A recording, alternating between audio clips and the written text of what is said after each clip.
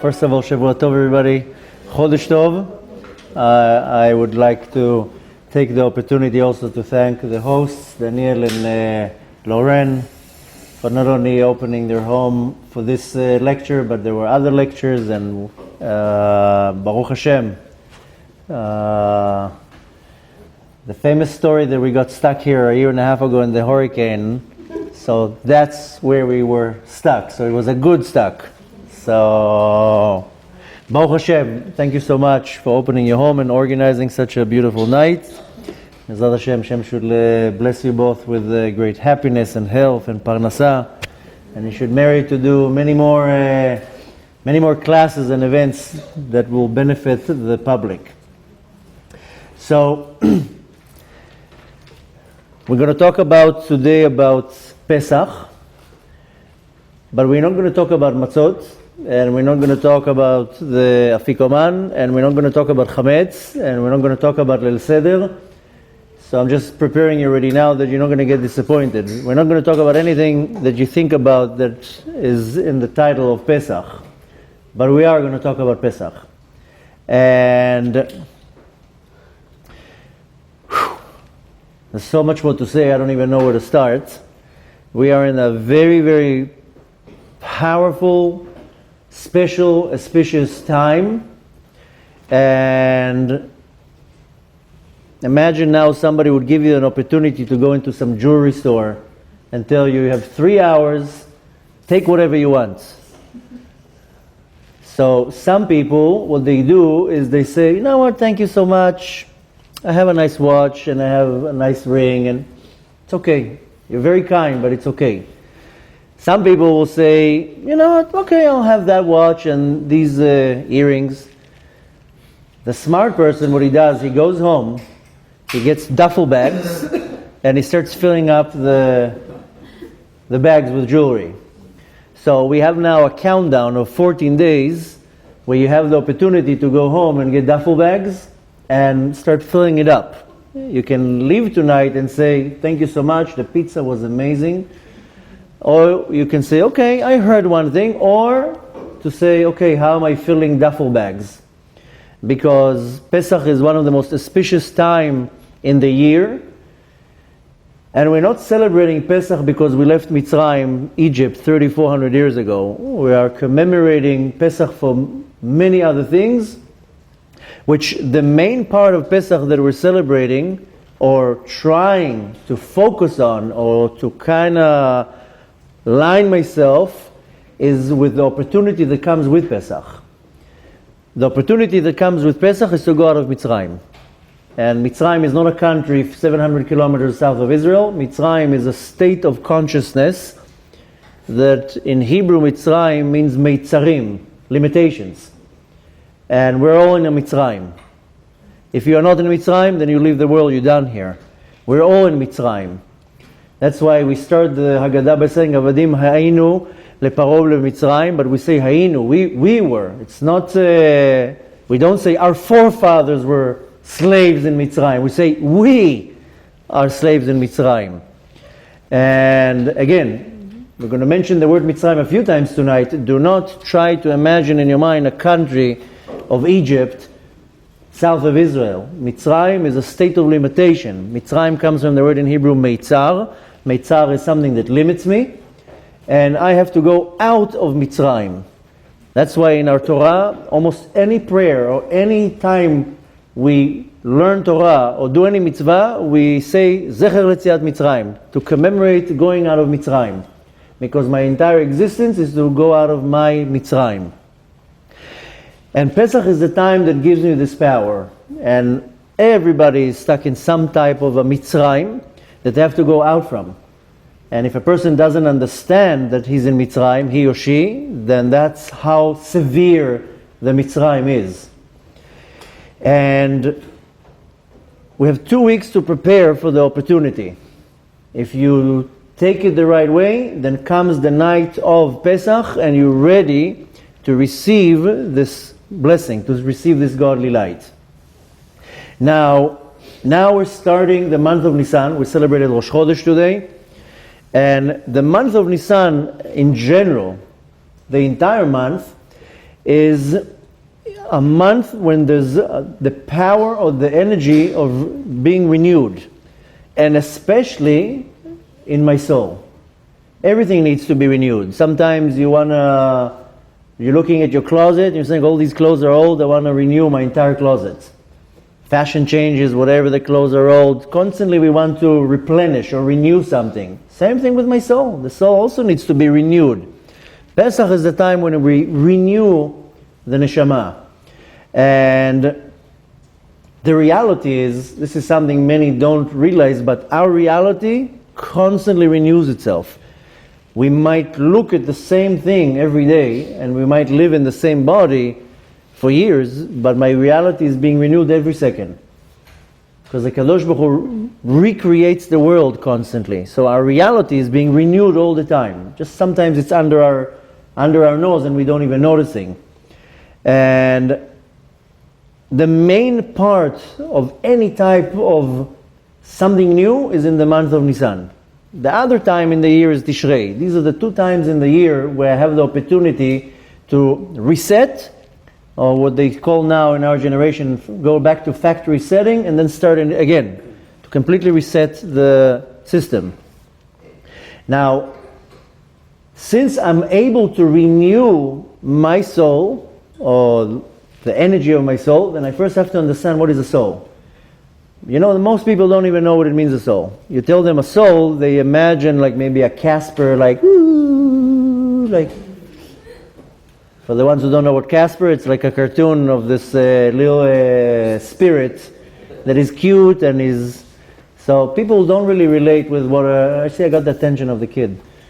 So most people are not familiar or aware what it means, a soul. So we have to understand what is a soul. And not only that, where does the soul go to? I mean, I have a soul in my body, but my soul is eternal. It comes from somewhere. It's going somewhere. And as I've been mentioning in so many different classes, and I sometimes it might sound like I repeat myself, but for me it's like banging a nail into the wall. You don't bang in one shot. You have to bang it over and over and over.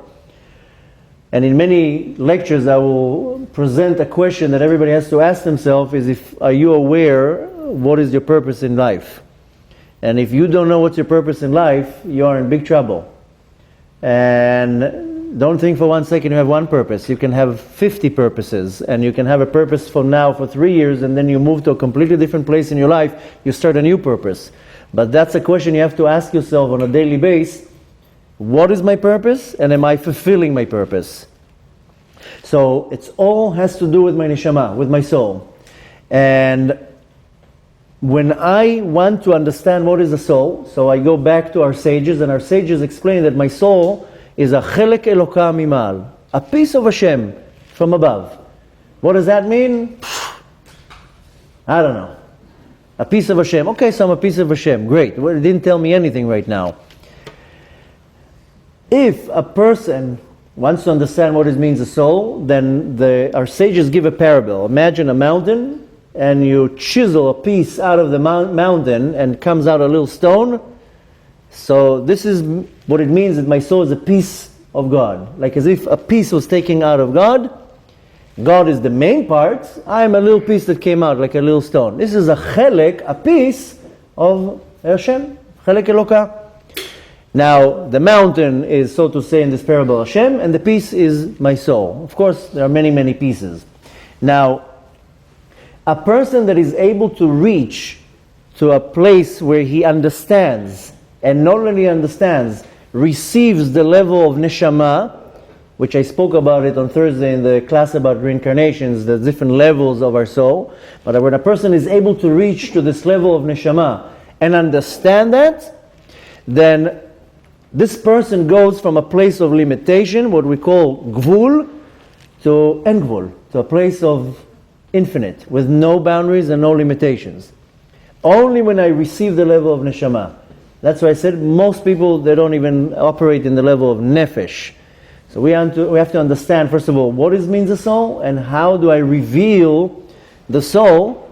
Why? So I will go from a state of limitation to a state that I'm spiritually, emotionally, and physically free. And a state of limitation, by the way, just to have a clear definition, in our generation, they call it in a different way. They call it addiction. And everybody's addicted to something, and usually people are addicted to 20 things. We had a long discussion this afternoon about it.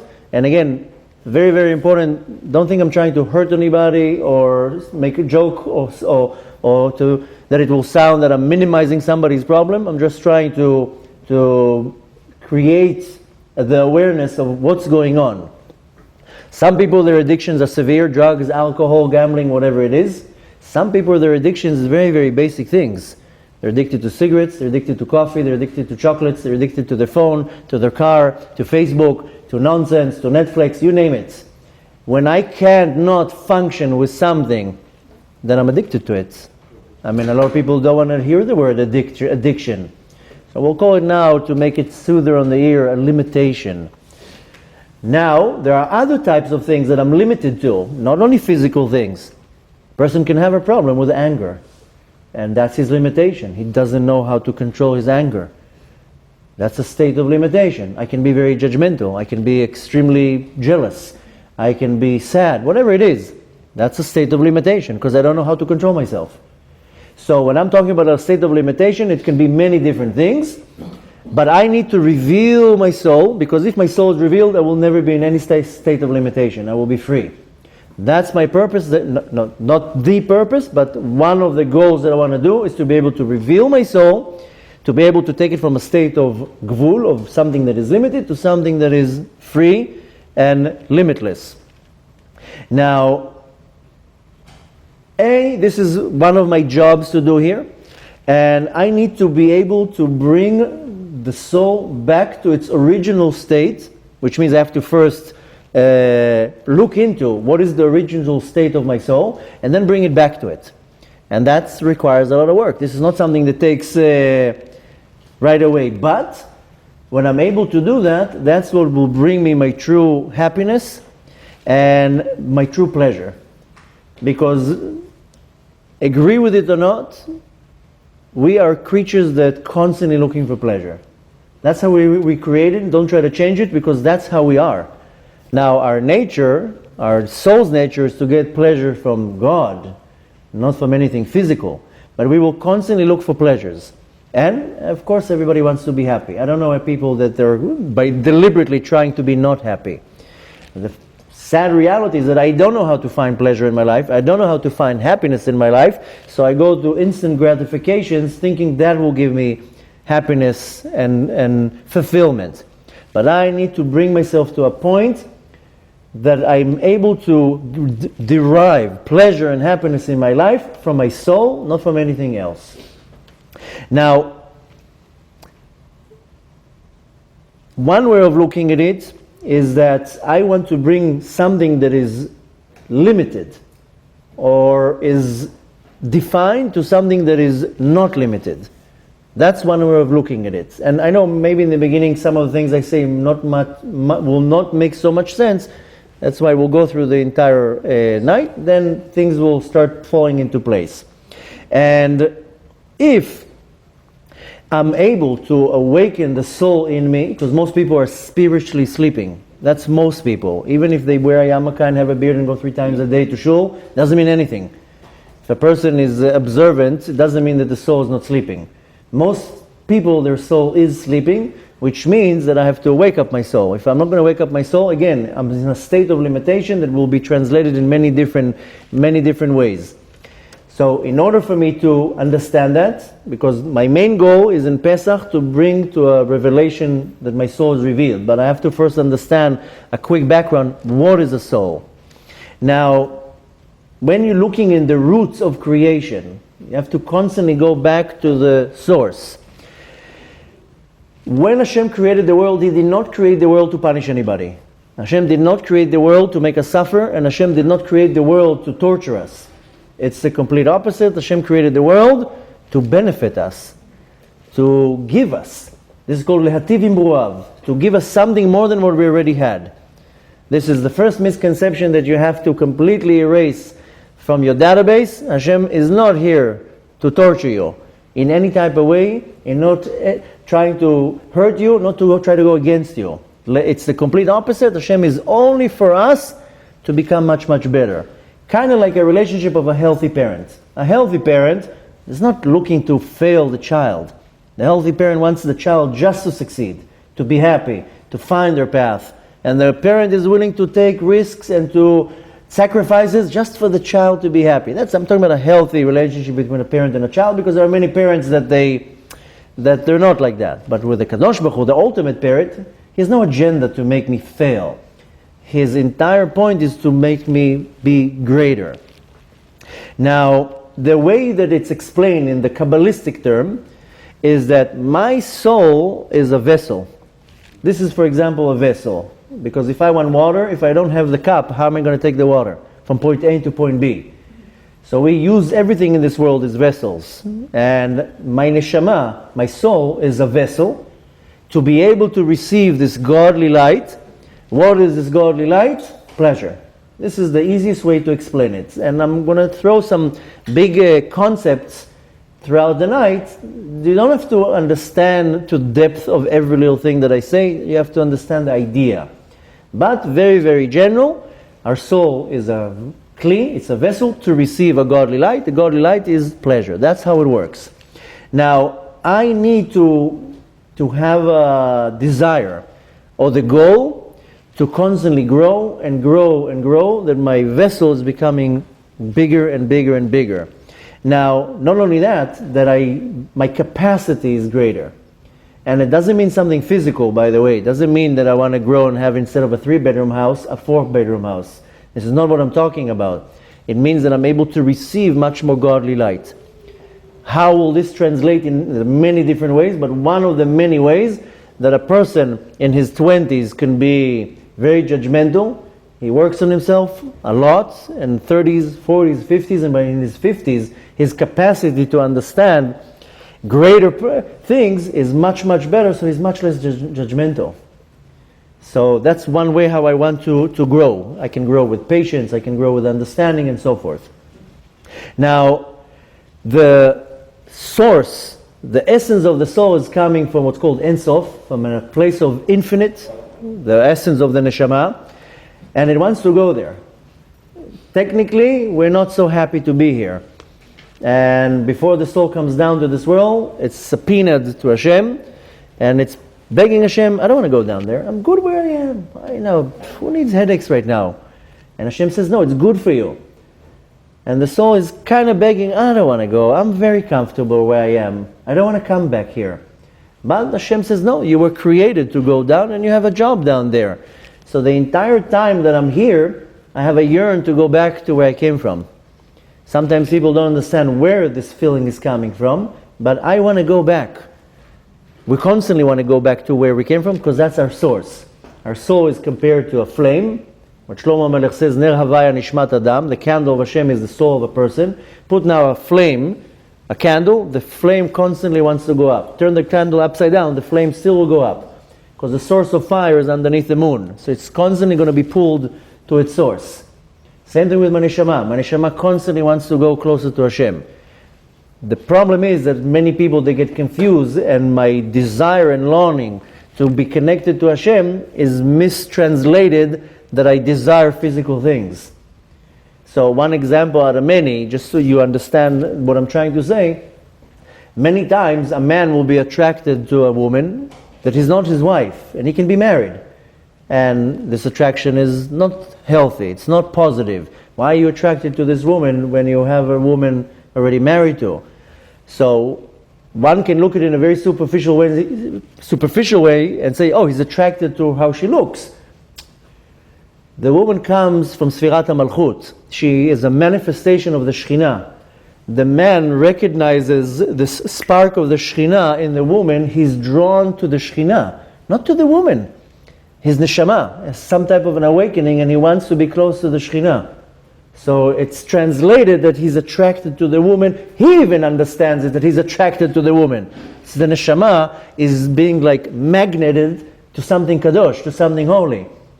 So this is one example out of many, that sometimes we don't understand what I'm being drawn to. I can be drawn to a certain drink, And specifically, I like this drink and the person likes that drink. There's a reason why I'm pulled to this drink. That's why when a man and a woman meet in a healthy way, when there's attraction, it means the souls, they recognize each other, so they want to come closer. There's a spiritual attraction. So I need to understand that constantly I want to go back to my source, which is Ein Sof. This is the infinite light of Hashem. And if I will get to a point that I reach to my root, that's how I will have satisfaction.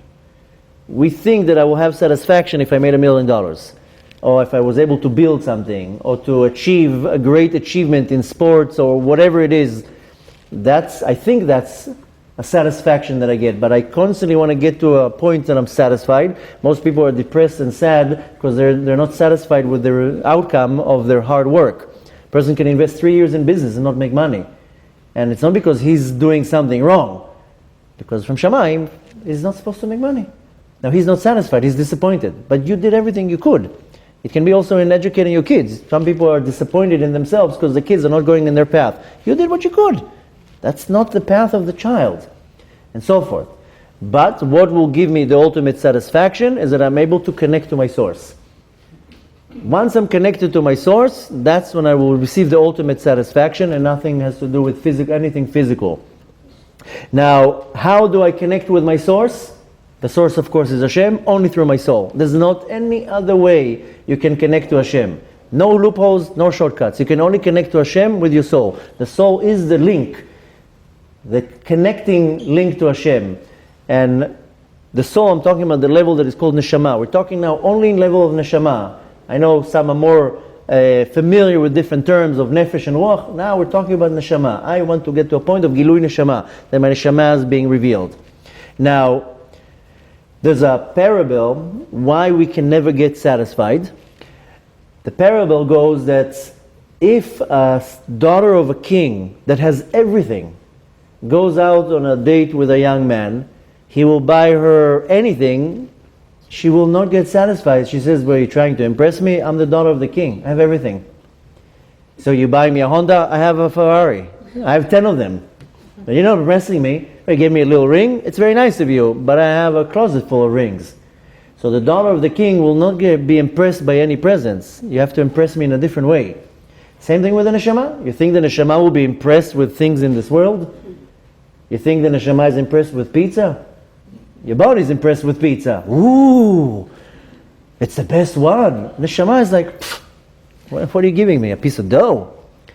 So we get impressed and satisfied by physical things. The soul is looking at it like, what are you trying to bribe me with something physical? You're not going to be able to, ever. So the thing is, it doesn't matter what you're going to give the soul in this world, it will never compare to what it gets from the king, from its essence. Doesn't matter what you're going to do. So that's already a problem, because a lot of people, they're running after fake dreams and they'll never get it, and then they live a life of disappointments. They're disappointed in their spouse, they're disappointed in their kids, they're disappointed in their business partner, they're disappointed in anything. And then when you're disappointed, we'll start developing sadness, depression, loneliness, and many other problems. So I have to understand that we're all looking for some type of check it. I just want a little bit of a piece of quiet. And not because I had a long day, because my soul needs a little bit of sheket, calm, roga, menucha. I have to just a little bit of quiet. That's why we're going on vacations, thinking, maybe that will do it. And then I get a bad flight, bad hotel room, the food stinks, everything is wrong, the hotel was... Now I'm not even getting a little bit of quiet even in the vacation that I take. So the reality is that we're looking for peace and quiet and some happiness in my life. So this happiness that I'm looking in my life is not that I'm looking to get something physical. I'm looking to connect to my source. That's it. End of story. There's not any other way to explain it. The only way I will get satisfaction, happiness, and so forth is if I am connected to my source. Now, again, going back to the word Neshamah. What does it mean, Neshamah? Now we're kind of defining what the Neshamah wants. But what is the Neshamah? The Neshamah comes from the word in Hebrew, Neshima. Neshima, take a breath. I don't know if you ever noticed, everything in this world costs money. The thing that you need the most is free. And you consume it every 2-3 seconds. Oy vay if we get to the day they're going to start charging you for breaths. Can you imagine getting a bill at the end of the month? You have took 36,000 breaths this month. So, Baruch Hashem, we don't have to pay for air. But this is really, when you're thinking about it, the source of life. Because I can go a few days without food, a few days without sleeping. I can go a few months without a house. I can go a few minutes without air. No air, system is out. So, Neshamah, soul, comes from the word Neshima. What's Neshima? Air. So, another word, by the way, really where the word Neshamah comes from the word in Hebrew, Nishum. I'll explain in a second what that means. But, how does the Neshamah receive light? And again, light is not these. This is not light. This is not the light that I'm talking about. A lot of times when you talk about light, people think that it's referring to a light bulb. Light means air. My spiritual air. If you will close your nostrils and your mouth, you're going to start suffocating. The result will be death. Prevent your soul from getting air, it will spiritually suffocate. That's how it is, which will result in spiritual death. So the idea is that I need to receive light for the Neshama, and that's this spiritual light. Now, how does it work? What's Nishom? The soul is created with vessels, with certain types of vessels. What are these vessels? These are my desires to receive. I have to be built in. I have to have some components built in. Part of these vessels, or the Kabbalistic term is kelim, is the desire to receive, what we call haratzon lekabel. I need to receive things. What is this that I want to receive? I want to receive God's light. What is God's light in my terminology? Pleasure. This is the definition. Now, the amount of light that will come into the soul is defined in my kelim. If I don't have kelim, I'm sure you heard this term a lot of times. People come and say, I want to get married, prepare kelim. I don't know what you're talking about. I remember when I wanted to get married, the rabbi told me, you have to build a vessel. Excuse me? I'm just looking for a wife. What are you telling me now to build a vessel? Went to the rabbi, told him, I need the blessing in Parnassah. Build a vessel. Yeah, you're with your vessel. I need a bracha. Vessel is a kli, is a way to receive something. So when I want to receive God's light, I need to prepare vessels. The more, or I should say, I was about to say the more vessels, but the greater the capacity of the vessels, the more light I can get. That's how it works. So the quantity of light that I hold in me, and again, remember, light, not this light is the blessings of the Kadosh Baruch Hu, the air that the Kadosh Baruch Hu is giving me. The amount of light that my Neshama will hold depending on my kelim, on my vessels. Now, just so I can understand, kli, vessel, is my creation, my Neshama, is the chelek, is the piece of the Nivra. The or, the light, that comes from the Kadosh Baruch Hu.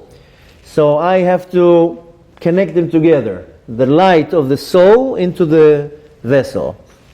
Now, I need to not only create vessels, I need to make them kosher, so to say. In Hebrew, the term is lachshir kelim. I can now go, I'm sure a lot of you are going in Pesach for a retreat. And what do? How come you go to some hotel in the middle of nowhere, suddenly it's kosher for Pesach? How do they do that? Well, they have a crew that go there 3 weeks before Pesach, and they burn the whole hotel inside out. And they kasher the whole place. The burn I'm talking about, they go into the kitchen, and they will now turn everything from impure to pure. And that's how suddenly the whole kitchen is kosher. So this is called lachshir kelim. I make the kelim, the vessels, the pots and pans, I make them kosher. I also have to make my kelim kosher. And once I prepare the right kelim, then I can receive the light. That's how it works, the light from the Kadosh Baruch Hu. Now, the way to really refine my kelim, I got a kli a vessel that is programmed to receive. That's why babies, they're born into the world with the hands like that, because they came to take. Person dies, hands are open. Pay attention how a baby is born with their hands closed, because they came to take from this world. They only came to take. And babies, everything they touch, they take, put in their mouth. You notice babies put everything in their mouth. There's a mystical reason for that. It's not that something wrong with the baby, but babies constantly take. Even a child that is born into an observant family will still have the character trait of taking things without permission. You're saying, wow, why would the child have that? Because he came to take from the world. But at the end of your life, we go and leave this world, hands are open, that's it, I'm not taking nothing from this world. So my kelim, the vessels that I get when I create it, is I'm coming to the world to take. Most people are takers. They take from everything. And if they cannot take from you something, they move on to somebody else they can take from. I have to kasher my kelim, refine my kelim, so I become a giver. As long as I'm a taker, my kelim will always be damaged. I'll never be happy, never be successful, never be content, never be calm, never be anything than what we're talking about. I have to refine my kelim that I become a giver. Once I'm a giver, now this is a game changer. Now, when I do a tikkun, a rectification, I don't know if we're going to have enough time to talk about today about tikkunim, but I'm sure you're familiar with the term. When I break something, I have to fix it. Tikkun is to fix something, to rectify. When I do a tikkun, and a tikkun can be from sins that I did in this world, from sins that I did in previous worlds, and sometimes the tikkun that I came to do has nothing to do with me. Sometimes I came to this world to rectify something that somebody else damaged, but I was chosen to do it. And I can't agree or disagree. So, when I do a tikkun, any type of a tikkun, then I will receive this godly light in 5 levels. Nefesh, Ruach, Neshamah, Chaya Yechidah. That's how it works. These are the 5 levels of the soul. If you participated in the class on Thursday, I explained that every one of these 5 levels has 5 levels in it. So the Nefesh has 5 levels, and the Ruach has 5 levels, and the Neshamah and so forth. But each one of those levels have another 5 levels. So really we have 5 times 5 times 5, which makes the lowest of all Nefesh, the Nefesh, the Nefesh. This is the lowest part, and the highest is Yechidah, Sheba Yechidah, Sheba Yechidah. This is 125 levels of my soul. But to make the terminology more clear, once I did a tikkun, I get the light. What is the light that I get? I will get it in 5 levels, Nefesh, Ruach, Neshamah, Chaya Yechidah. Chaya and Yechidah, don't even dream about it, you'll never get it. This is very, very rare. Very few neshamot are able to reach to the level of Chaya and Yechidah. These are great tzaddikim. When Mashiach is going to come, then we'll receive the level of Chaya and Yechidah. But there are tzaddikim in our generation that can bring themselves up to a level of Chaya and Yechidah. We are working in Nefesh, Ruach, Neshamah, and not to blow the wind out of your sails, most people in this world don't even have the level of Nefesh because of the severe sins that they do. They don't even have even the level of, they didn't even do one tikkun to receive the level of nefesh. They're still working and fixing their kelim. Don't get discouraged. I'm just saying the definition, because some people, they live in some fantasy that they think they're in a much higher level than what they are, which is a big mistake. That's why Hashem causes us in many times to sin. Because sometimes I feel that I'm so amazing, then I elevate myself, I hold myself in such a high level. Now I look at the world like I'm a tzaddik and everybody are this big. So the Kadosh Baruch Hu will crush me, says, you're not a tzaddik, you're far away from that. And how do I see that? That I fail in a big sin and I come to my own conclusion that, who am I kidding? I'm still in a kindergarten level. But that's just Hashem trying to tell me, you're not that great. Don't have some ego trip that you're such a tzaddik because you did 17 mitzvot today. And sometimes people, they do a lot of mitzvot. They wake up in the morning, 3 hours into the day, they already prayed, learned Torah, helped people. They turned the whole world upside down, which is amazing. As long as you stay humble and saying, okay, I'm doing all this because Hashem is allowing me to do this. Once I get an ounce of ego, then the Kadosh Baruch Hu will turn it around, make me sin, so I can have a reality check and says, all my mitzvot are this big right now because I'm still sinning. So, once I receive a tikkun, That's when I receive this light, and how I told you, this is something important to remember, I will receive it in 5 levels. Nefesh, Ruach, Neshamah, Chaya, Yechidah. Now, in the beginning, the Kadosh Baruch Hu created one soul. We spoke a lot about what I'm talking about also on Thursday and on Friday, on Tuesday, but I know there's a lot of new people. But in the beginning, the Kadosh Baruch Hu created one soul, the soul of Adam HaRishon. And what did he do? He created a body, and then he took the soul, Vayipach bo nishmat chaim. He blew the soul into the body of Adam HaRishon. Vayipach bo means that he blew it in, like you blow air into a balloon. Adam HaRishon was made from sand. Made from sand and made from dew. He was taken, sand from all corners of the earth. Then when the man will die, the earth will be able to receive him. A person can be born in Miami and die in Sydney, Australia, and the land will accept the body. Why? Because Adam HaRishon was taking sand from all over the world. If not, it wouldn't be like that, then we would have to be buried where we were born, because the sand is different completely all over the world.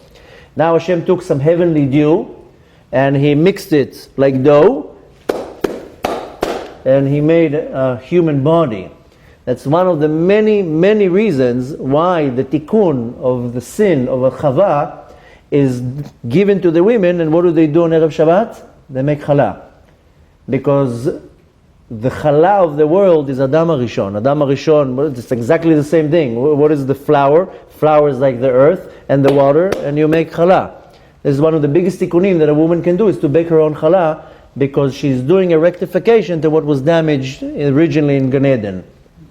So for the women tonight that are here that don't make challah, at least you have already one first tip what you need to do next Friday. You make your own challah. And for men, by the way, don't think you're exempt. You have 2 weeks to make your own matzot. Don't go and buy them for $150 a kilo or whatever they sell it here, not normal prices. This is business. Matzah should not be, I should not pay $3,000 for matzot. This is unheard of. So that's where you see the business here. But bake your own matzah. Go to a matzah bakery and bake your own matzot. At least the three that you eat on the night of Pesach. You want to have more matzot to give the kids and to have for Chol HaMoed, that's very nice, buy the matzot. You want to do the same tikkun, you have now the opportunity, and you bake your own matzah. I'm sure there's a matzah bakery somewhere in South Florida that you can find yourself where to go and bake your own matzah. You'll see your Pesach is completely different when you do your own matzot. So the Kadosh Baruch Hu created the first man, blew the Neshamah in him. And why did He do that? So we constantly remember that the soul came from God. That's the only reason. So Hashem blew the Neshamah in the body. Now, the first soul sinned, and the result was that it broke into pieces. Into many, many pieces. Thousands and thousands of pieces, and these are all the souls of all the people that exist. And then of course came more souls and more souls and more souls. But that's the original state. Now, where does all this happen? It all happened in a place called Gan Eden. Now I know some people have different imaginary ideas what's Gan Eden. Some people imagine Gan Eden, a beautiful tropical island. And Adam is some young guy, long hair, gel, six-pack, nice biceps, and then Eve walks in with long, beautiful blonde hair. She uses Revlon and she's like, walking on the beach, and she's not Gan Eden. This is Hollywood.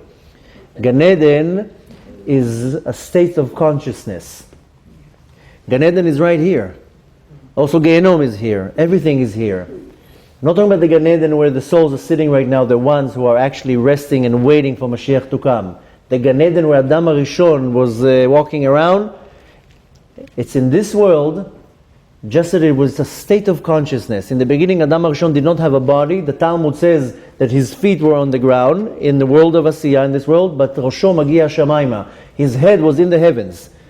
The Talmud says, and you can take it literally or as a parable, the Talmud says Adam HaRishon was 500 feet high. So his feet were on the ground, but his head was in Olam HaAtzilut. But once he sinned, he disintegrated or broken into pieces. Now, Gan Eden, again, when we're talking about the word Gan Eden, I don't want to say the word heaven because it doesn't make sense even in English. Gan Eden. Gan Eden, the definition is, in Hebrew I will say it and translate, Matzav Todoati, state of consciousness. This is Gan Eden. Most people, they're not in Gan Eden because their consciousness is in a completely different place. Most people, they don't even know how to elevate themselves to a different state of consciousness. But Gan Eden is, again, a state of awareness, of consciousness. Adam HaRishon, why did he see God everywhere? Because there wasn't any blemish. The kelim, the vessels that he had, were not damaged. He was able to see Hashem. And to see everything in creation in a form of elokut, of godliness. Once he sinned, vessels are broken, he can't see Hashem anymore. So, each and every one of us can go into Gan Eden like that. All it takes is a little bit of hard work, and we can go into Gan Eden in this world. There are some tzaddikim that they're tasting Gan Eden in this world. But this is a hard level to reach. Don't think that you can take a pill and be in Gan Eden. Some people take pills and they're thinking they're in Gan Eden. But if I want to be in Gan Eden, all I need to do is what is required for me. Is it easy? Not at all. But if I will do what is required, I will get into Gan Eden. And again, state of consciousness. And I can be in Gan Eden in this world. And there are tzaddikim that they reach to that level. Why? To show us that it's doable. Now, if you remember, first of all, if you remember, in Gan Eden, why did Adam HaRishon was able to see godliness? Because there was no barriers, or what's called a chatzitza, between him and God. Chatzitza means something that is separating between one entity to another entity. I'm sure, no, there's a difference between mechitza and chatzitza. Mechitza is more a partition that can easily be removed. Chatzitza is something that is separating two entities. That's why mechitza is a very similar word. I'm sure you're familiar with the word. For women who keep family purity and they go to the mikveh, the body has to be so clean that there's no chatzitza between the water and the body. So even nail polish is a chatzitza. Even a little bit dirt on the hand is chatzitza. Why? Because it's separating. The water is not touching 100% on the body. The woman who goes to the mikveh is not 100% clean, not 99%. 100%, she can go into the mikveh, it's not going to do anything. Because 1% of the body, even a 0.0001% of the body is not 100% clean, the water is not touching it, this is a chatzitza. Between Adam HaRishon and Kadosh Baruch Hu, there was no chatzitzot in Gan Eden. So he was able to see Hashem. The reason why I don't see Hashem, because there's all these chatzitzot. Remove that, you'll see the Kadosh Baruch Hu. Now, how do I do that? Today we're getting a manual. How to see Hashem. Now is not the time to explain. I'm sure some of you are familiar with the 10 Sfirot.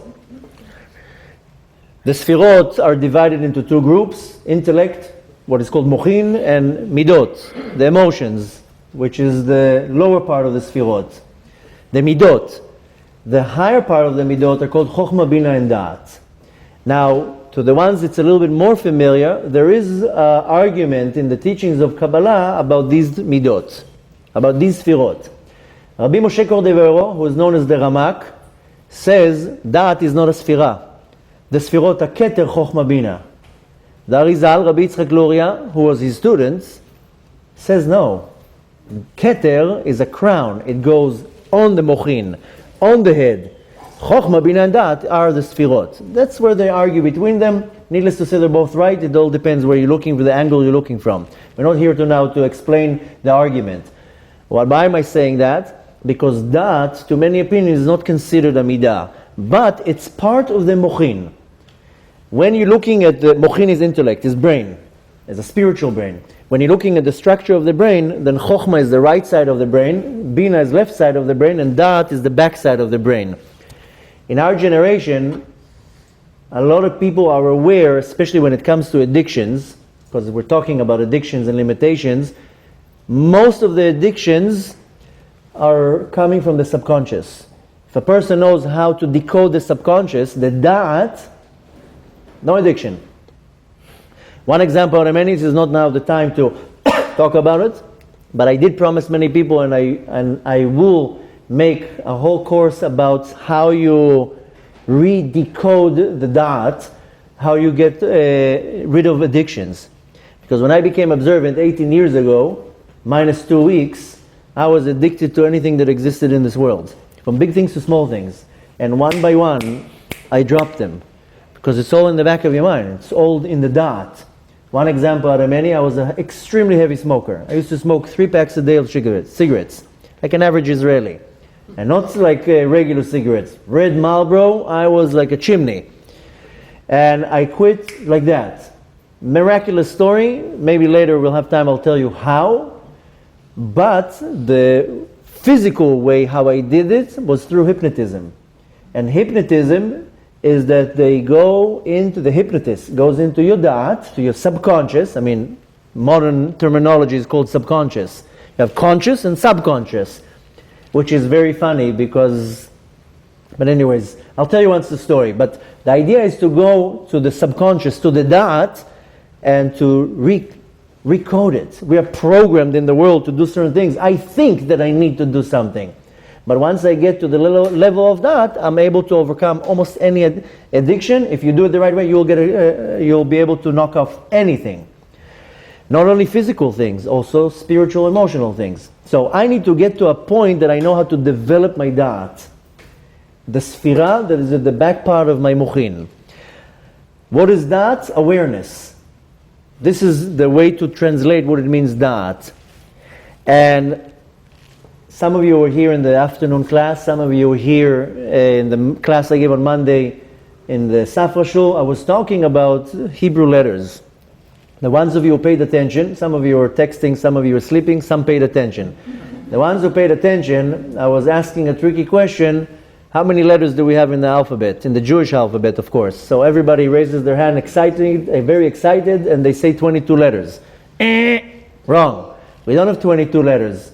So some people are a little bit more aware. Oh no, of course, we have another 5 letters, the Otiot Mansapach, the end letters, Mem, right? Mem Sofit, Nun Sofit, Samech Sofit, so forth. It's called Mansapach. This is the acronym. So we have already 27 letters. Wrong. 28. Well, you're in the class. I paid attention. Yeah, Baruch Hashem. That's why you're sitting first row. The book of formation, Sefer Yetzirah, teaches us that there are 28 letters. And when Adam HaRishon sinned, 1 letter fell down. The 28th letter is called Da'at. Very soon Mashiach is going to come, we're going to get back the letter. So A, we're going to have a whole new letter in our vocabulary. Which, can you imagine how much information we're missing because we're missing a letter? But more than that, the Da'at, the letter that fell down, that is what Adam HaRishon damaged. That's why it's called Chet Etz Hada'at, the tree of knowledge. So this is where English is not the language to learn Torah. Because Etz Hada'at does not mean the tree of knowledge. This is an American invention. Etz Hada'at, it's the tree of Da'at, awareness, not knowledge. Knowledge is totally different than Da'at and awareness. So when you want to learn Torah, don't learn it in English. Learn Hebrew and then learn Torah. Because then you find yourself with a lot of mistakes. And I know a lot of people say, well, I can learn Hebrew now. So, you know my famous analogy. If I would offer you now $1 million a month job with the condition that you have to learn a language, you would learn that language very fast to get the $1 million a month job. So Hashem tells you, you want to be a good Jew, learn Hebrew. That's how you learn Torah. You don't learn Torah in translations. No offense, again, if you don't know Hebrew, don't get discouraged and definitely don't get hurt by my words. I'm just saying, that's where you want to strive to. Now, if your level is to do it in your language or in English, good. But don't settle. Don't say, that's it, I know how to read English and that's where I'm staying. Work on it and develop it that you are learning Hebrew. I'm apologizing, don't take my words if my words are sharp and strong. I'm not trying to hurt anybody. A lot of people say, what, now my Torah is worthless because I'm learning in English? Chas v'shalom. Strive to learn Hebrew. Even if you learn 1 pasuk a day, 1 sentence a day, you want to slowly transform that you're praying in Hebrew, not in English. So you start with learning Shema Yisrael in Hebrew, then you work on your Tfilat Shmona Esrei in Hebrew, slowly, even if it takes you 10 years. It doesn't matter, but that's the way to do it. So, the da'at, this awareness, That's what was damaged at the time of Chet Etz Hadat. Now, how do I get connected to this da'at? I told you it's not information. That's why tree of knowledge is a wrong definition. Knowledge you acquire. You sit now on your tuchus in front of a book, you'll acquire a lot of information. This is not da'at. I can sit now in front of the internet or in a library or university and I will get a lot of information. If I have a good memory, I'll remember all this information. Da'at is that the sechel becomes part of me. It becomes part of my existence. This is a very big difference than knowledge, than awareness. I want the Torah to become part of me, that I'm aware of it. V'yadata et Hashem Elokecha. You have to know Hashem. Now what does it mean to know? What, am I going to go on a dating site with Hashem and then I know Him? No, that I develop my awareness, that I'm aware of Hashem. No, I don't know Him. We have two places in the Torah that it uses the word da'at. Da'at Hashem Elokecha. And we say every time, what do we say when we open the ark? Ata haro'et ala da'at ki Hashem hu Elokim. This is what we want to focus on. Now, what is the da'at that I need to look for? The Torah will show me. There's no inventions and no shortcuts. Any source that will distort the reality and turn it away from the Torah, that's your red flag. Some people go to different organizations, different places, different books, anything that will take you away from the Torah. That's your sign that it's not the emet. And many people will show you something that will look 99% like the truth. That's the nachash. That's the serpent. And I said that many times, the nachash that we're talking about, the serpent, is not some little spaghetti coming into Gan Eden with a tongue flicking out. The nachash is a certain negative power. We're going to talk about him now. The snake will show you 99% truth and distort the truth. You have to be aware enough to say, if it's taking me away from the Torah, or it's not parallel from the Torah, it's not emet. Then you move away. And in our generation, the nachash is so sophisticated, he will come with so many sophisticated ways. You have to be very aware that you're not falling for the trap of the nachash. Now, what is the da'at? How am I going to receive this da'at? Only the Torah. There's no any other way. There's no shortcuts. Only the Torah. A lot of people look at the Torah, I don't want to be dressed a certain way. I don't want to eat a certain diet. I don't want to do certain things. But that's the only way. There's no shortcuts. Now, like I told you, there are two places in the Torah that is talking about da'at. The first one is V'yadata et Hashem Elokecha. Then the verse ends with Ki Hashem hu Elokim. Hashem, it's talking about Yud Kei Vav Kei. Yud Kei Vav Kei is the power of creation in the universe. But Hashem hu Elokim. Elokim is the numerical value of 86. 86 is the same numerical value of the word Teva, nature. We look at nature and we perceive it as nature. We see trees, we see a sky, we see animals. Some people even say, it's my nature. Can you understand the foolishness of somebody saying it's my nature? Why are you getting upset? It's my nature. No, it's not. There's no such a thing even.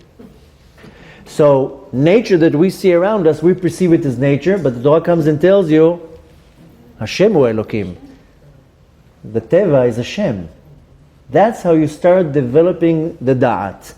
Most people do not understand that Hashem is hu Elokim.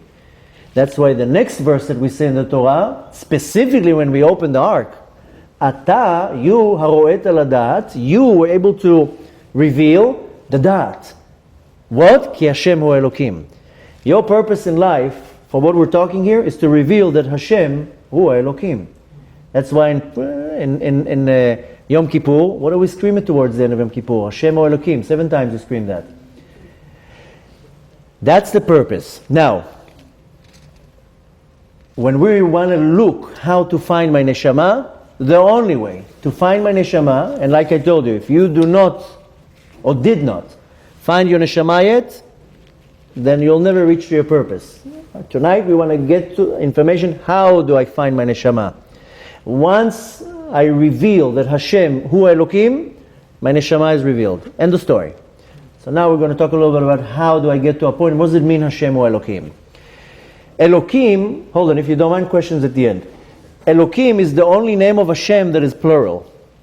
if you notice. Look at all Hashem's names. Shin Daled Yud, Aleph Daled Nun Yud, Yud Kei Vav Kei, all the names of Hashem. And I'm not talking about the 72 holy names, I'm talking about Hashem's 10 names. The 10 names that cannot be erased. Elokim is the only name of Hashem that is plural. What's called Ribui. Ribui, multiplying, multiplying, multiplying. I know people take the theory of the Big Bang. There was one cell and then it became two. And then the two cells, each one became two, so we have four and so forth. Which is, not that I'm supporting the Big Bang theory, but in the beginning there was only one. It was only Hashem. When He manifested Himself to the level of Elokim, then Elokim is to multiply, so it started multiplying and multiplying and multiplying. This is called Ribui. Ribui is that I have many. The power that is creating everything in this world, this is called Yud Kei Vav Kei, Havaya, to create. Yud Kei Vav Kei can be broken in Haya, Hoveh, V'hiyeh, was, is, will be, past, present, future. This is the power, Korach HaMe'aveh, the power that creates. Without this power, nothing will exist.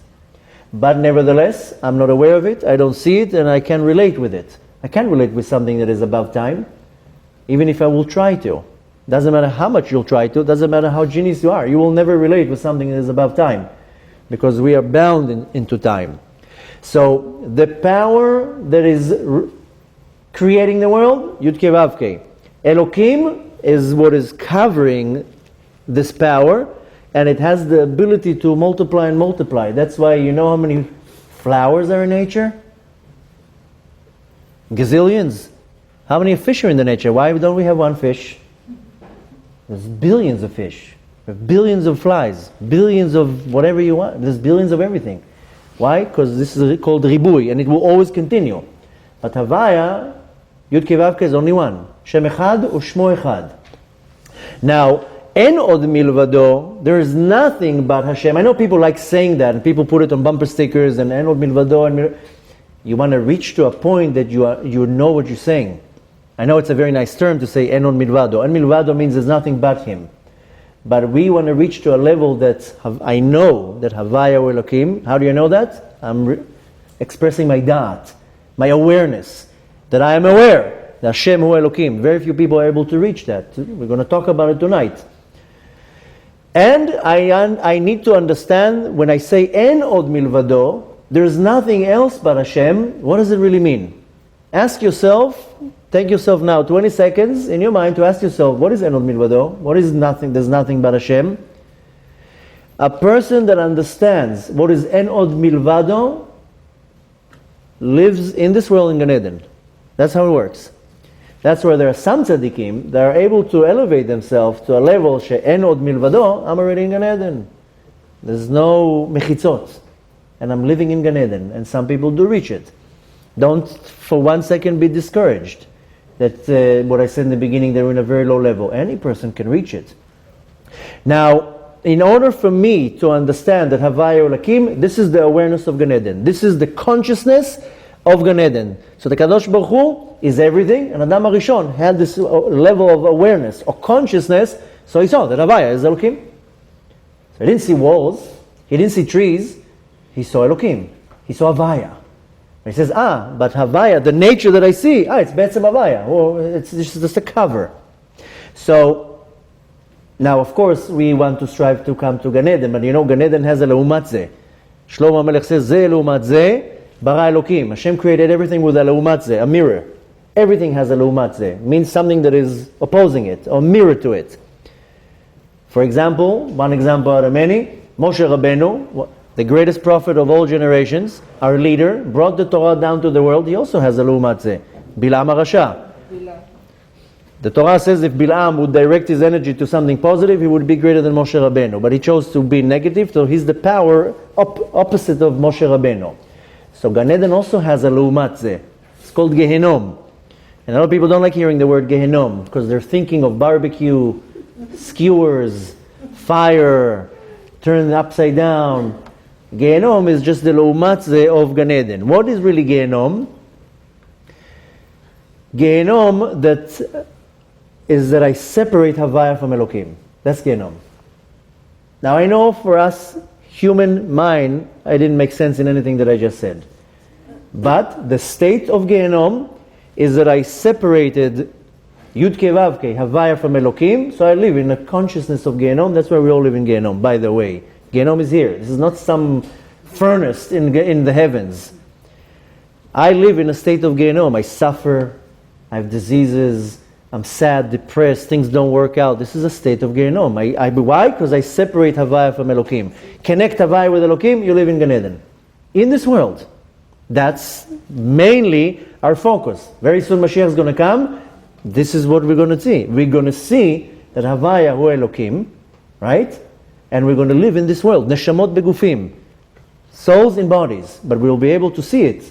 That's after thousands of years of tikkun. That we are constantly going through a certain tikkun olam, fixing, rectifying the entire world. Once we get to tikkun olam, then we'll see that Havaya is Elokim. But we want to do it right now. We don't want to wait. Even though Mashiach can come any second. Now what is really Gehenom? Again, this is not a furnace. Somewhere in Shamayim or skewer that they put you on the shish kebab.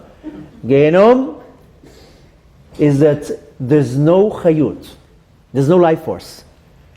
That I lost the source, the connection of the chayut. Hashem, of course. How is it translated in this world? Yesurim, hardship.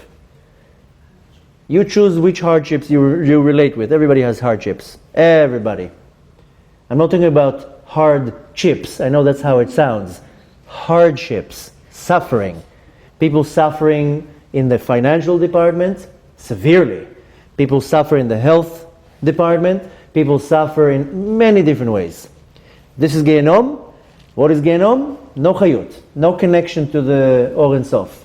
I'm disconnected from the source of light, I will suffer. That's how it is. Now, another way of defining Gehenom is emptiness. That I run after something that doesn't exist. That's the majority of most people. They run after something that we'll never get. So constantly they're running after emptiness. They're looking in a certain relationship, it will never work, that relationship, move on. Certain business, it will never work, move on. Something happens in this world, people lose a loved one, they can't let go. It's move on. It will never. You can't bring them back. Running after something empty, that's another form of Gehenom. Now, a lot of people, this is the problem. The thing is that everything that I say, don't take it in a personal, hurtful way that I'm trying to hurt anybody. I'm trying just to bring people to a certain state of awareness. Everybody, in one form or another, they're running after what's called Hevel. Hevel is not the son of Adam Arishon. Hevel is everything that is empty. Everybody's running after something that is empty. And something that is empty means something that doesn't exist. And I don't want to hurt people with different examples, because my intention is not to hurt somebody.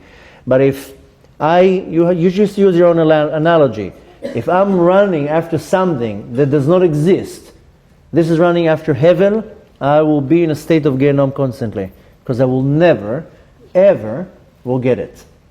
That's the problem with most people in this world. Now, where is that thing they're running after? In their imagination.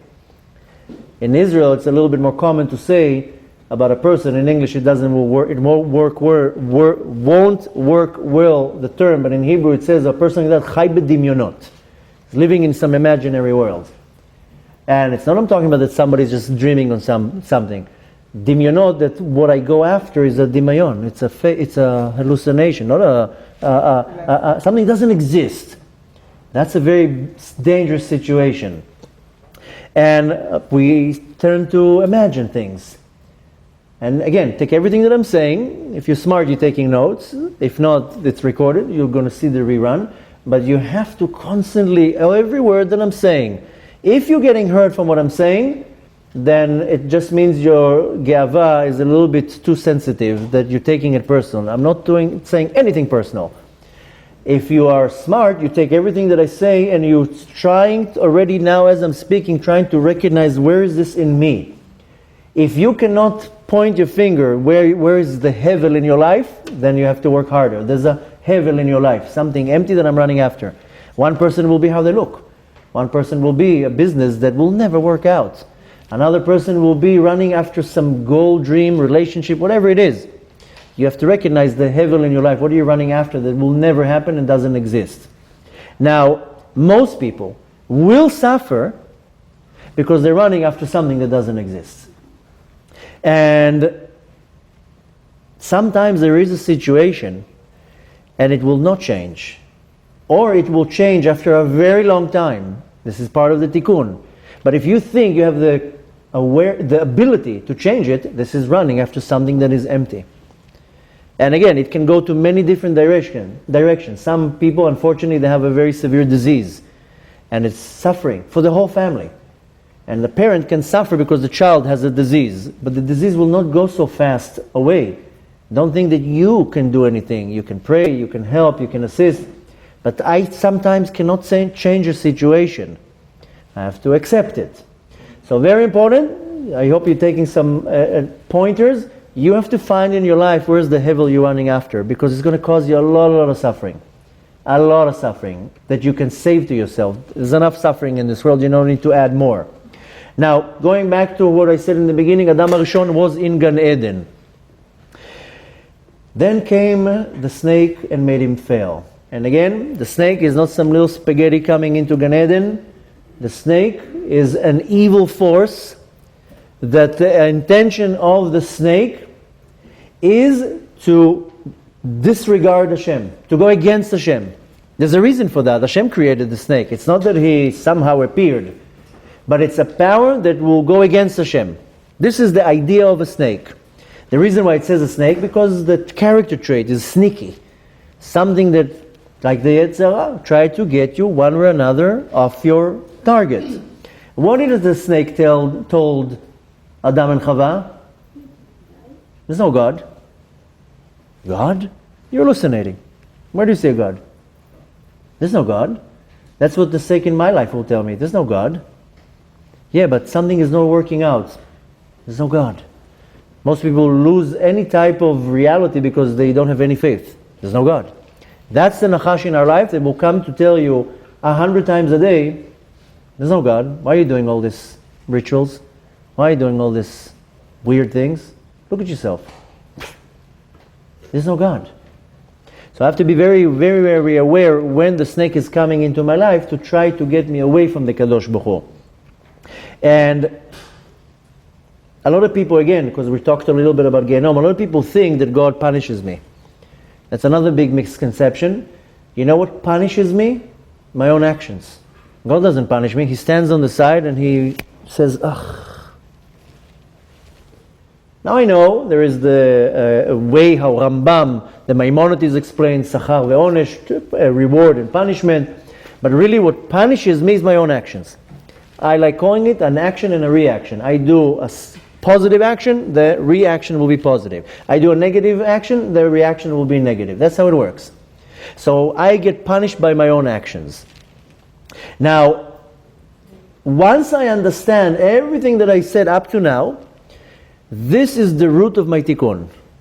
And if I do not come to the awareness that I need to do a tikkun, if I think that I'm here for 60, 70, 80 years just to enjoy the pizza and the rogalach that the world can dish out, then I have a big mistake here. I have to do a tikkun in this world, a rectification. The root of the tikkun is everything that I just said. Everything that I just said, this is where it's rooted.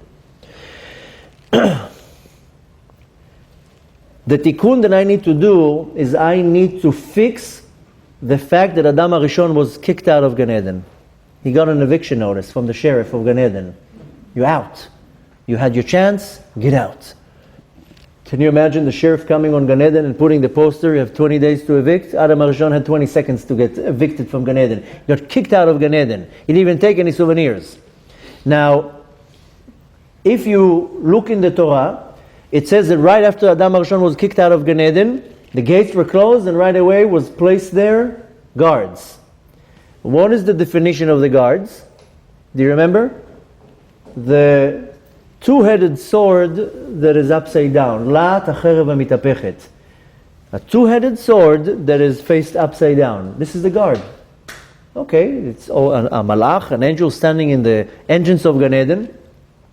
But the supervision, the guard, for me to go into Gan Eden is, just remember, I don't like using the English words because they don't make much sense. Just remember, cherev mitapechet. The sword that is upside down. It says lahat achereva mitapechet because it's a sword. It's not two, I'm making two, but it's a sword that both sides are sharp. Some swords, one side is sharp. We have here a Kung Fu master, right? One swords are one side is sharp. Some swords, both sides are sharp. This is it. Now I know you're imagining now a sword. Don't imagine now a sword. If I will damage something in this world, I will get thrown out of the ability to be part of this in this world. Adam HaRishon damaged Gan Eden, he got kicked out of Gan Eden. Anything that I will damage in this world, lying, cheating, stealing, whatever it is, I'm going to go through the whole list now. You have to relate with everything that I say in your world. If I will sin in something in this world, I will get thrown out of the ability of being in that reality. I'll explain myself. I will be thrown into the reality of what I damaged. That's how it works. That's why I get punished by my own actions. I create my own punishment. Everything that I say I will explain. I know now you're like, what? So I'll say it again. When I damage something in this world, if I lie, I damage something. If I cheat, I damage something. I say lashon hara, I slander, I damaged. We damage all day long. I will get thrown into the place where I damaged. What does it mean? If I damaged unity, where will I get thrown into? To a place of disunity. Adam HaRishon damaged Gan Eden, place of unity. He was thrown out of Gan Eden to a place of disunity, to this world. There's no unity in this world. Everything is separated. There's no such thing that a person feels unity in this world. Everything is separated. I'm here, you're there. Everything is separated from me. I'm not united with anything. The only thing that I'm united with, that I still don't have the data to understand, is my soul. My nefesh is united with my body. I can't pull out the nefesh out of the body. But this is the place, the world is called the world of klipot. Klipa is something that will separate one entity from another. It's called the world of klipot, the world of separation. The world above is the world of unity. There are worlds, I'm not talking right now the physical world. We know of many spiritual worlds. The worlds that we are most familiar with are the world of Asiya, Yetzirah, Bria, Atzilut, Adam Kadmon. There are worlds above that, Olam HaNikudim, Olam HaYichudim. There are so many different worlds. Adam HaRishon damaged unity. He was thrown out of Gan Eden, a place of unity, into a place of disunity. So I have to be extremely, extremely cautious with anything that I deal with that is material. This is the first key. Anything that is materialistic, I have to be very careful how I deal with it, because I have a very good chance to damage in it. I can use the material to elevate, and I can use the material to damage. Now, my awareness is drawn to the material. My awareness is not drawn to anything spiritual. And when I'm drawn to something physical, into the material, I'm in danger by this material. And when I'm drawn to something physical, then I forget that there's a Yud Kei Vav Kei. I separate Elokim from Havaya. I don't remember that there's God right now. If I'm now lusting something, I have a desire for something, right now I'm drawn to the material, then there's no Havaya right now. There's no Elokim. Completely out. So my awareness is constantly going to go after the material. That's how it works. Now, the great tikkun, I'm going to say a definition and then explains, because some people will get it wrong. Hatikun haklali, the general rectification, and the reason why I'm saying that, because many say, oh, you're talking about the tikkun haklali of Rabbi Nachman. No, right now I'm not talking about that. I'm talking about the general tikkun of the world. Tikkun olam. It's called the tikkun haklali. There's a reason why the tikkun of Rabbi Nachman is called tikkun klali. But right now I'm talking about in a broad way. The tikkun haklali is that I have to annul the upside down sword, the cherev mitapechet, because then I have access into Gan Eden. I don't have access into Gan Eden. I have to annul the sword, and then I will get access to Gan Eden. Now, what is this sword? Why is it called the upside down sword? Because all my life is full of upside downs, what's called tahapuchot. I don't see the reality how it is. I don't see the truth that is the truth. I see the lie as the truth. It's called tahapuchot. Everything is upside down. Needless to say that my life is full of upside downs. Constantly I'm upside down. Most people are not balanced the right way. So I have to annul the upside downs, the sword that is upside down. And if I remember in everything in my life that is a challenge, that there's a Havaya, then I know the challenges. Most people cannot deal with the challenge because they are so overwhelmed with the challenge, so they forgot that there's a Yud Kei Vav Kei. Because if you remember that there's Yud Kei Vav Kei, there's no challenge. Where do you see a challenge? I don't see a challenge. I don't see anything. I see it, and it's overwhelming, and I'm not minimizing anybody's problems. Don't think for 1 second that I'm minimizing any problem. People have severe challenges. Challenge, I'm talking about a person can be challenged with anything. I don't want to say different definition, because everybody, their challenges are different. But if I'm facing a certain challenge, you can have to relate with something in your own life. Why do I get overwhelmed from the challenge? Because in my da'at, there's no consciousness that there's a Yud Kei Vav Kei. Now bring that back to your consciousness. There's no challenge. There's no difficulty. So when I bring back Yud Kei Vav Kei to the system, I go out of the test. That's the way to go out of it. I mean, maybe I use a different word instead of challenge, test, because people take things as, oh, this is a nisayon. Of course everything is a nisayon. Your entire day is a nisayon, is a test. There's not one point of the day that is not a nisayon. I use the word challenge, we can use the word test. When I bring to myself to the awareness that Havaya hu Elokim, there's no nisayon, I don't see anything. And that's how I know the cherev mitapechet. No tapuchot. Tapuchot is like a challenge. Then I know it. What would be the result? That I will enliven or bring to the awareness, Havaya, the power of creation. Most people don't believe in that. Now, the trick here, this is the problem, that I have to live in the material world. I think there's a song like that by Madonna, no? The Material World? Material Girl, whatever. See, I'm not that... But we live in the material world. I have to live in the material world. I cannot seclude myself from the material world. I cannot go to some, I don't know, a mountain somewhere. Maybe in Nepal, India, you'll go to some ashram in the middle of nowhere. Yeshivas are not on mountains. I don't know if you noticed. Yeshivot are in big cities. Can't go out of the material world. I am in the material world. So how am I not going to be pulled into the material world? Can you imagine living in the material world without being pulled into it? That's what I need to do. So I need to be in the material world, just don't get pulled into it. How do you do that? I have to completely change how I look at life. How do I change how I look at life? Because don't forget that we are born into a certain reality. Take now a group of kids, put them on a deserted island, program them completely different. They're not going to see the world how we see it. We see the world because that's how we're programmed to see the world.